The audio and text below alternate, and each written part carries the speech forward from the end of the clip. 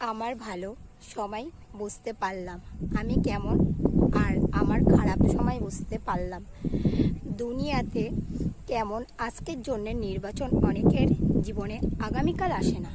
ভাত ছড়ালে কাকের অভাব পড়ে না, আর টাকা ছড়ালে আত্মীয় স্বজনের অভাব পড়ে না। কথাটা তেতো লাগলেও অতি সহজ। ভালোবাসা কি জানেন? পাইলে খুশি, না পাইলে চিরস্থায়ী।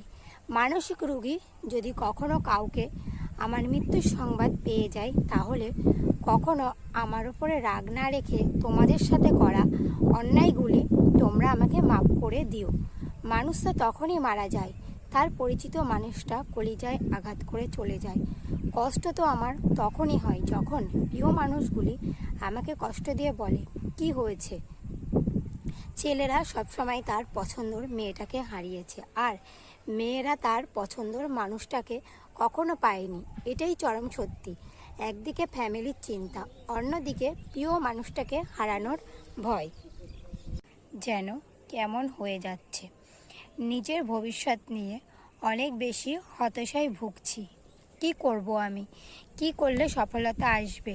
কোন দিকে যাব? আমি কোন পথটা বেছে নেব? আমি কোনো দিশা খুঁজে পাচ্ছি না। হঠাৎ মা একদিন বলে উঠল, তুই এতদিন যাকে ভালোবেসেছিলিস সে এখন কোথায়? আমি হাসি দিয়ে বললাম, মা, খাঁচার পাখি আটকে রাখা যায় না।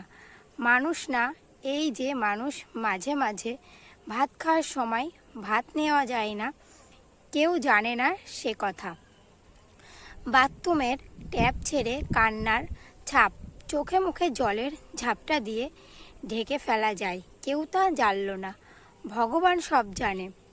শত শত কষ্ট লুকিয়ে রাখি সবার সামনে। হাসতে অনেক কষ্ট হয়, কষ্ট হলেও হাসতে হয়, কারণ মেয়েরা হাজারো যন্ত্রণা নিয়ে হাসতে পারে।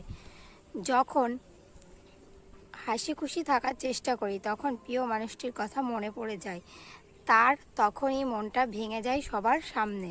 তুমি আমার কাছে থাকো আর নাই থাকো, তোমার প্রতি মায়া আমার সারা জীবন থেকে যাবে।